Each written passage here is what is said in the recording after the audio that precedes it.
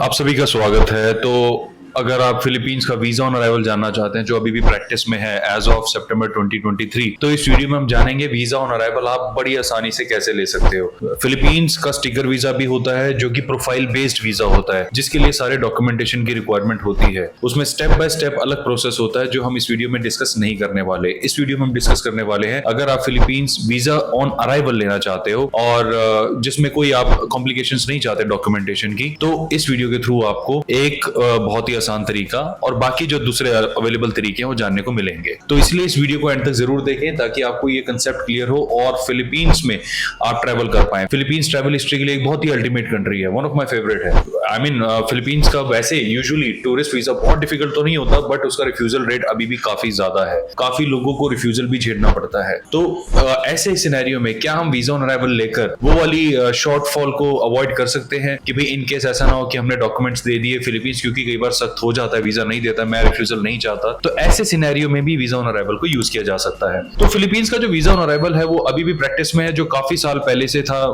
Corona से पहले भी काफी पहले से ही है। इसमें आपके पास एक तो है कि मुश्किल वीजा, आपके पासपोर्ट पे कुछ वीजा होने चाहिए जिससे आपको वीजा ऑन अराइवल फिलीपींस दे सके, और एक इजी वीजा है जो बड़ी आसानी से हो, तो उससे भी आपको वीजा ऑन अराइवल मिल सकता है। यानी अगर आपके पास शेंगेन का वीजा है, यूएस का, यूके का, जापान का और ऑस्ट्रेलिया का, आपके पास वीजा है, वैलिड वीजा किसी भी कैटेगरी का, तो आप फिलीपींस में वीजा ऑन अराइवल ले सकते हैं। देखिए हमेशा ध्यान रखें, अभी जो मैं आपको कंडीशंस बता रहा हूं, सिचुएशंस बता रहा हूं, ये आने वाले समय में बिना प्रायर नोटिस के कभी भी चेंज हो सकती हैं। तो इसीलिए आप हमेशा क्रॉस चेक करे जाने से पहले। तो अभी इन देशों के अगर आपके पास वैलिड वीजा है किसी भी कैटेगरी के, चाहे टूरिस्ट हो, चाहे बिजनेस हो, चाहे फैमिली के हो, या इनफैक्ट आप वर्क पे भी क्यों ना हो, तो ऐसे केसेस में फिलीपींस में जाकर आप वीजा ऑन अराइवल ले सकते हैं। पहली चीज, अब ये तो बड़े मुश्किल है। अब मेरे पास अगर ऑस्ट्रेलिया का, यूएस का, यूके का वीजा होता तो मैं फिलीपींस से क्यों जाता, आपका एक क्वेश्चन आ सकता है, राइट। बट जैसा मैंने बताया कि ट्रैवल हिस्ट्री कई बार बड़ी यूजफुल होती है अगर आपके पास ये सारे वीजा ना हो। उस केस में सिंगापुर का, सिर्फ सिंगापुर का एक नॉर्मल वीजा लेने से, वैलिड वीजा लेने से भी फिलीपींस आपको वीजा ऑन अराइवल देता है। अब काफी सारे क्वेश्चन है, क्या उसके लिए हम इंडिया से सिंगापुर जाएं और सिंगापुर से फिलीपींस जाएं,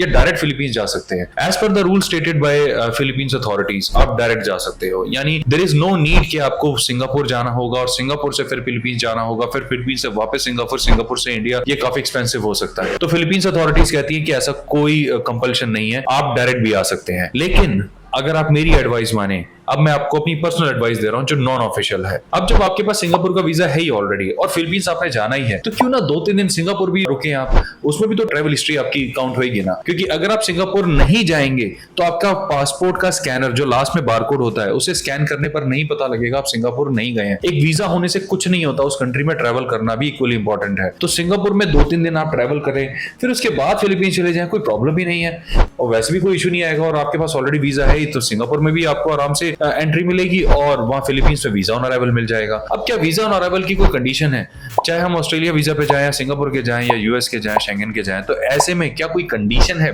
हाँ, कुछ रिस्पेक्टिव कंडीशंस है जो बड़ी कॉमन सेंस वाली कंडीशंस है। आपके पास रिटर्न टिकट होनी चाहिए, होटल रिजर्वेशन का कंफर्मेशन होना चाहिए, एक ट्रैवल प्रोग्राम होना चाहिए, आप उस देश में कितने दिनों के लिए रहने वाले हैं, डे वाइज उसका प्लान आपका मेंशन हो। नेक्स्ट पॉइंट आ जाता है ट्रैवल इंश्योरेंस का। अब ट्रैवल इंश्योरेंस कोई मैंडेटरी डॉक्यूमेंट तो है नहीं, बट मेरी तरफ से पर्सनली रिकमेंडेड है, जैसा कि मैं हर बार एडवाइस करता हूँ। कभी पासपोर्ट गुम हो जाए, लगेज गुम हो जाए, फ्लाइट डिले हो जाए, उस केस में ट्रैवल इंश्योरेंस बड़ा यूजफुल होता है, खासतौर से किसी की तबीयत खराब हो जाए तो क्लेम भी मिल जाता है। तो ये चीजें अगर आपके पास हैं तो उससे आपको वहां पर एंट्री में कोई प्रॉब्लम नहीं आती। वीजा ऑन अराइवल लेना पड़ता है, एक छोटी सी फीस देनी पड़ती है, बट देखिए इमिग्रेशन अथॉरिटीज जो होती है ना, वो क्वेश्चन कर सकती है, वो आपसे पूछ सकती हैं। अगर आप उनके क्वेश्चन सेटिस्फैक्टरी लेवल पे रिस्पॉन्स नहीं देते हैं या उनके क्वेश्चन को आप ठीक से आंसर नहीं कर पाते हैं, तो उनके पास पूरा राइट होता है कि वो आपको एंट्री डिनाई कर सकते हैं। तो इसलिए मैं चाहता हूं कि आप इमिग्रेशन की पूरी तैयारी करके जाएं, जब भी जाएं कभी भी कोई ऐसा लूप होल ना छोड़ें जिसकी वजह से किसी भी इमिग्रेशन ऑफिसर को कोई ऐसा क्लू मिले जो आपके अगेंस्ट यूज हो सके, राइट। तो फिलीपींस वीजा ऑन अराइवल का ये सारा प्रोसेस है। अगर आप फिलीपींस का स्टिकर वीजा लेना चाहते हैं तो वो भी बड़ा ही आसान है, वो ज्यादा मुश्किल नहीं है। मैं आपको ऑल्दो ये अलग वीडियो में स्टेप बाय स्टेप डिस्कस कर लेंगे, बट मोटा मोटा मैं आपको बता देता हूं। इसमें डॉक्यूमेंटेशन आपके 6 मंथ की अकाउंट स्टेटमेंट आप लगा सकते हैं, 1 साल का टैक्स रिटर्न लगा सकते हैं, 2 है तो और भी बेटर है। आप अपनी कंपनी में जहां काम कर रहे हैं एक छुट्टी का लेटर अपना सैंक्शन करवा लीजिए। आप जानते ही हैं वो कैसे होता है, नहीं जानते हैं तो इस चैनल पे ढेरों वीडियोस हैं, या फिर फिलीपींस की जो डेडिकेटेड वीडियो आएगी स्टिकर वीजा के ऊपर, उसमें बता दिया जाएगा। बिजनेस करते हैं तो साथ में बिजनेस प्रूफ लगा दें, दैट्स ऑल। ट्रैवल डॉक्यूमेंट्स में आते हैं तो ट्रैवल आइटनरी, होटल वाउचर्स और अपने फ्लाइट की आइटनरी आप इसमें अटैच कर सकते हैं, पीएनआर कॉपीज अटैच कर सकते हैं। कंफर्म होटल और फ्लाइट की एज ऑफ नाउ कोई रिक्वायरमेंट नहीं है, बट जैसे मैंने आपको बोला फ्यूचर में अगर ऐसा कोई चेंज आता है तो आपको हमेशा क्रॉस चेक करना चाहिए। तो फिलीपींस वीजा ऑन अराइवल और फिलीपींस के ये जो डॉक्यूमेंट्स मैंने आपको बताया, आपको लग रहा होगा कितने डिफरेंस है। सिंगापुर के वीजा के लिए कोई खास डॉक्यूमेंट नहीं चाहिए होते और फिलीपींस के स्टिकर वीजा के लिए अगेन सारे डॉक्यूमेंट चाहिए होते हैं। ये सारे डॉक्यूमेंट्स आपको असेंबल करने होते हैं और वीएफएस में जाके जमा कराने होते हैं, दैट्स इट। अब नेक्स्ट क्वेश्चन आता है कि भी हमें अकाउंट में कितना फंड शो करना है, सैलरी कितनी हो, ये सारे क्वेश्चंस आते हैं। फंड की कुछ ज्यादा रिक्वायरमेंट नहीं है, अगर आप 3-3.5 लाख रुपए भी शो करते हैं तो ऐसे केस में भी हमने देखा है फिलीपींस का सक्सेस रेट अच्छा रहता है। सैलरी की भी कोई ऐसे मैंडेट नहीं है, 40-50,000 की सैलरी भी आसानी से कंसिडर होती है। तो अगर आप फिलीपींस जाते हैं, सिंगापुर से होते हुए जाते हैं, उस केस में आपको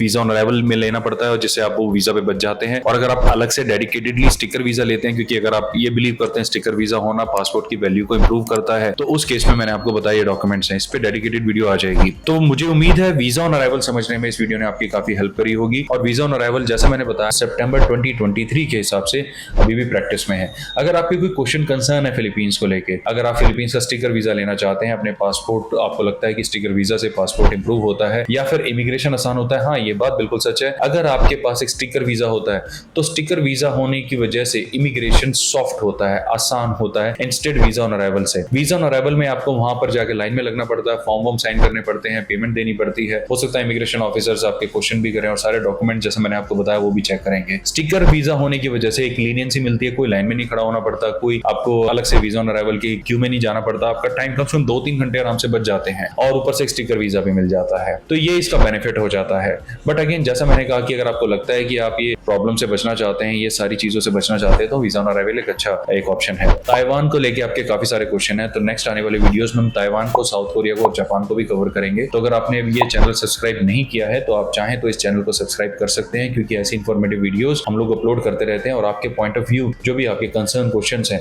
उनके भी हम टाइम टू टाइम रिप्लाई करते रहते हैं। हमारी किसी भी सर्विस के लिए, वीजा के लिए, इमिग्रेशन के लिए आप हमें भी कॉल कर सकते हैं। अदरवाइज इस चैनल पे सभी ऐसी इंफॉर्मेशन है जिसे आप यूज करके खुद अपने आप सारे प्रोसेसेस कर पाएंगे।